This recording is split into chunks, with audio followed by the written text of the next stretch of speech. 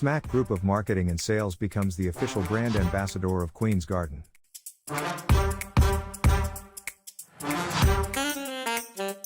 Pakistan's only leading organic honey.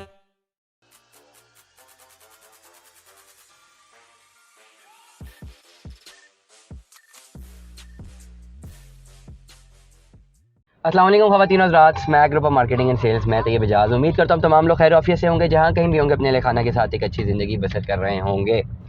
Channel को subscribe करें, like करें, कमेंट करें, हिट द बेल आइकन करना बिल्कुल भी मत भूलिएगा। डिस्क्रिप्शन पे व्हाट्सएप नंबर मौजूद हैं, रब्ता करने के लिए व्हाट्सएप नंबर पर आप रब्ता कर सकते हैं और ऑफिस एड्रेस और लोकेशन भी मौजूद है। करंटली मैं रश कर रहा हूँ कैपिटल स्मार्ट सिटी के हेड ऑफिस की जानिब। विला के मेम्बरान, तमाम तर लोग जिनके विलास कैंसिल हुए हैं, कैंसिल तो खैर नहीं हुए, कैंसिल भी हुए, कुछ कैंसिल हुए हैं और कुछ एस्केलेट हुए हैं, जो भी इनकी पॉलिसी है उनके लिए एक नई स्कीम लेकर आया हूँ।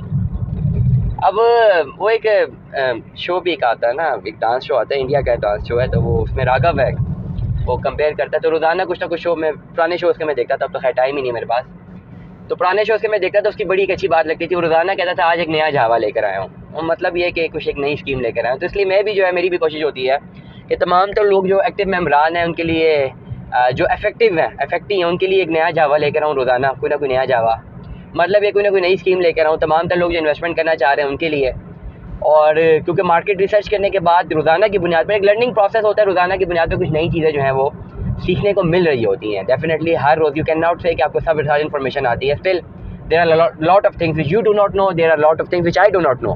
तो ये लर्निंग प्रोसेस है, और लर्निंग प्रोसेस रोज़ाना की बुनियाद पर होता है, और कब्र तक इंसान जो सीखता रहता है, स्टार्ट से लेकर जब से वो जन्म लेता है कब्र तक वो सीखता रहता है। बेशक जितना मर्जी 30 मार खान बन जाए, सीखने का प्रोसेस जो है वो होना चाहिए, होता रहता है। नो बडी कैन से कि जिसे सब कुछ आता है। खैर anyways, getting back to the point, इस वक्त तमाम तर लोग जो अफेक्टी हैं, तमाम तर लोग जो अफेक्टी हैं, किसके? विला के अफेक्टी, कैंसिलेशन फाइल्स के अफेक्टी, या जिनको मैसिव जो है लॉस हुआ हुआ है। अगर तो आपकी पॉकेट में 30 लाख रुपया मौजूद है, तो आप इस अफेक्टिवनेस को, ये जो अपने लॉस को आप अपने प्रॉफिट में बदल सकते हैं और मैसिव प्रॉफिट में बदल सकते हैं। But anyhow you have to arrange 30 lakh rupees.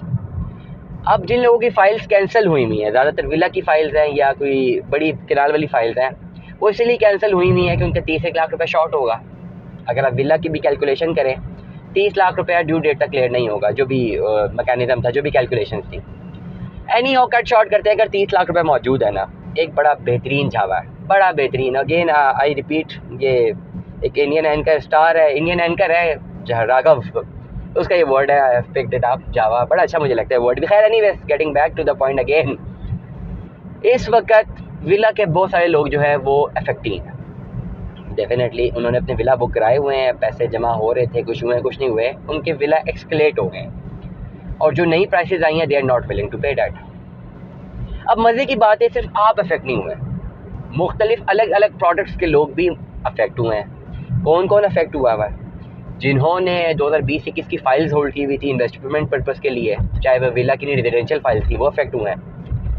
सबसे ज़्यादा अगर फाइनेंशियली विला वाले समझते हैं कि वो अफेक्ट हुआ, आपसे ज़्यादा भी फाइनेंशियली कोई और अफेक्ट हुआ है। कौन हुआ? जिन्होंने कमर्शियल फाइल्स होल्ड की हुई थी, 40-40, 50-50 लाख रुपया ऑन दे के, एक्चुअल अमाउंट तो अलग है ना, वो तो होनी है, ऑन दे के 40-50 लाख रुपया कमर्शियल फाइल होल्ड की हुई थी, वो भी बहुत ज़्यादा अफेक्ट हुआ है। उनको तो 40-50 का लॉस हो गया। कैसे हो गया? कि वो तो जो पैसे उन्होंने पे किए हैं ऑन दे के, वो प्रॉफिट तो मार्केट में दिया हुआ है, उसकी तो कोई उनके पास सनद ही नहीं है कि 40-50 लाख रुपए हमने एक्स्ट्रा पे किया हुआ है। डेफिनेटली उसकी होनी भी नहीं है, क्योंकि वो प्रॉफिट पे थी फाइलें जब उन्होंने ली है। विला के जितने मेम्बरान है, अगर आपका 84 लाख वाला विला था, 50 लाख आपका जमा था फॉर एग्जाम्पल, तो 50 लाख रुपये अभी तक सेफ है ना, जमा हुआ हुआ है, ठीक हो गया, उसमें कोई ऑन वैल्यू इन्वॉल्व तो नहीं है फिल वक्त। ऐसा बंदा जिसने खाली एक कमर्शियल फाइल ली हुई है, 50 लाख रुपये ऑन दे के ली हुई है, डाउन पेमेंट 20 लाख रुपये जमा है फॉर एग्जाम्पल, तो ऑन डॉक्यूमेंट तो खाली 20 लाख रुपये, वो तो 20 लाख का रिफंड ले सकता है, 40-50 लाख तो गया मार्केट में। तो इसीलिए विला के मेम्बरान अगर समझते हैं कि उनको बहुत नुकसान हुआ, तो उनको नहीं हुआ, काफ़ी ज़्यादा लोगों को और भी नुकसान हुआ, और रियल स्टेट में होता है, बिजनेस पॉइंट ऑफ व्यू में लोगों को होता है, ये कोई नई बात नहीं है। लोग किसी को फ़ायदा किसी को नुकसान होता है, इसी को तो कैपिटलिस्ट इकोनॉमिक सिस्टम कहते हैं। हर एक को अगर फ़ायदा होना शुरू हो जाए, तो फिर कम्युनिज्म मॉडल आ जाए ना, फिर तो गाड़ी भी आप ना चला सकें शायद। कैपिटलिस्ट इकोनॉमी है तो मैं गाड़ी चला रहा हूँ, घर है अपना, गाड़ी चला रहे हो, फिर रहे हैं, अपनी मर्जी से बिजनेस कर रहे हैं। कम्युनिज्म मॉडल होता तो शायद ये ना होता। खैर, तमाम तर लोग एक अच्छी अपॉर्चुनिटी है विला के इफेक्टी के लिए। कैसे? जिस तरह आप इफेक्ट हुआ, मैंने कहा कमर्शियल फाइल के लोग इफेक्ट हुआ है, स्टिल बहुत सारे ऐसे लोग हैं जो कमर्शियल फाइल सेल करना चाहते हैं। अब कैपिटल स्मार्ट सिटी की मैनेजमेंट ने एक फाइल आउट की थी 4 marla commercial, I guess 1 crore 2 lakh रुपए वाली फाइल है। अब आपने इस पर्टिकुलर कैलकुलेशन को समझना है। 1 करोड़ 2 लाख रुपए वाली फाइल है। इस फाइल की डाउन पेमेंट थी 21-22 लाख रुपए। आज से 7-8 महीने पहले जिसने बाई किया, फॉर एग्जांपल मैंने अगर बाइंग किया, तो ये 21-22 लाख रुपया ये मैंने डाउन पेमेंट भी जमा करवाई है, 40-45 लाख रुपया ऑन भी दिया और ये फाइल मैंने खरीदी है, और सिर्फ 20% पेड है। मतलब ऑन डॉक्यूमेंट 21-22 लाख की पेड है, 40-45 लाख रुपया मैंने ऑन भी दिया हुआ है। नॉर्मली किसी ने दिया, किसी ने नहीं दिया, या किसी ने बगैर ऑन के लिए बहुत पहले शायद उसने नहीं बेची। 40-45 में फाइल बिक रही थी। अभी मार्केट की क्या वैल्यू है? अभी मार्केट में इसकी डिटर्मिनेशन बहुत नीचे आ चुकी हुई है, और एक अंदाजे के मुताबिक 10 से 12 लाख रुपए इस पर प्रॉफिट है। एक मोहताद अंदाजे के मुताबिक 20-21 लाख रुपए जो जमा है वो 10 या 12 लाख रुपए मजीद पे करना है। तो जो फाइल 70 लाख रुपए की मिल रही थी, अब वो फाइल 30 लाख रुपए मिल जाती है। प्लॉट कितने का है? 1 करोड़ 2 लाख रुपए का 4 मरला कमर्शियल प्लॉट है। ये प्लॉट की वैल्यू है। ठीक हो गया। पे कितने? उसमें 20% पैसे पेड है, समझे 20-21 लाख रुपए पेड है। अगर आप 30 लाख रुपए देके वो फाइल खरीद लेते तो ऑन डॉक्यूमेंट आपके कितने पैसे पेड है? 20-21 लाख रुपए, 22 लाख रुपए पेड है। आपके विला के पे जो पैसे हैं 50-60 लाख रुपए जमा है, वो अगर आप इसे मर्जिंग करवा दें, लेट सपोज मर्जिंग पॉलिसी नहीं है इसकी, रिफंड पॉलिसी तो है विला की, खाली उन्होंने क्या मेंबरशिप फीस काटेंगे, हम रिफंड विला वाले सारे पैसे वापस ले लें, सिर्फ मेंबरशिप फीस काटेंगे, जो भी मेंबरशिप फीस है और बहुत कम है। तो आप लोग एक कमर्शियल फाइल खरीदें, बहुत कम प्रॉफिट पे है, सेलर फ्री फाइल्स है, ओपन फाइल्स है, और इनको ट्रांसफ़र लेने के लिए डेफिनेटली एक ज़्यादा अमाउंट चाहिए। तो जो 50-60 लाख रुपए आपका विला में फंसा हुआ है, आप उसको कन्वर्ट कर दें अपनी कमर्शियल प्रॉपर्टी में। आप किसी भी रियल एस्टेट एडवाइज़र से पूछें, किसी भी बंदे से पूछ लें, अपना फ़ोन उठाएं, किसी से पूछें कि तैयब साहब कह रहे हैं कि विला से बेहतर अच्छी इन्वेस्टमेंट अपॉर्चुनिटी कमर्शियल प्रॉपर्टी की है, 4 मरला कमर्शियल ज़्यादा फ़ायदेमंद होगा आने वाले टाइम पे, या ये विला ज़्यादा फ़ायदेमंद होगा, या प्लॉट रेजिडेंशियल प्लॉट ज़्यादा फ़ायदेमंद होगा? आपको आपका आंसर मिल जाएगा, बड़ा क्लियरली आपको आपका आंसर मिल जाएगा। तमाम तर जो लोग हैं, अगर आपने सिक्योर्ड इन्वेस्टमेंट्स करनी है और प्रॉफिटेबल इन्वेस्टमेंट्स करनी है, तो रेजिडेंशियल प्लॉट्स नहीं बिकते इतनी जल्दी से, कमर्शियल प्लॉट्स बहुत महंगे हो जाते हैं, और अगर कमर्शियल प्लॉट्स को भी आप कम पैसों पे बेच दें ना, तो वो जल्दी बिक भी जाता है। तो कमर्शियल प्लॉट्स की वैल्यू हमेशा ज़्यादा होती है। इसलिए आप देख लें कि कैपिटल स्मार्ट सिटी में 4 मरला कमर्शियल प्लॉट जो है वो 1 करोड़ 2 लाख रुपए का था, अभी तो 2 करोड़ रुपए का आ रहा है। अभी करंट देख ले, भी करंट जो उनका लेक व्यू कमर्शियल है वो 2 करोड़ रुपए का, 4 मरला 2 करोड़ रुपए का, और उनकी रेजिडेंशियल 5 मरले का प्लॉट कितने का आ रहा है? 31 लाख रुपए का। फ़र्क देख रहे हैं आप कितने का फ़र्क है? 1 करोड़ 70 लाख रुपए का फ़र्क है, और 1 मरले का भी फ़र्क है।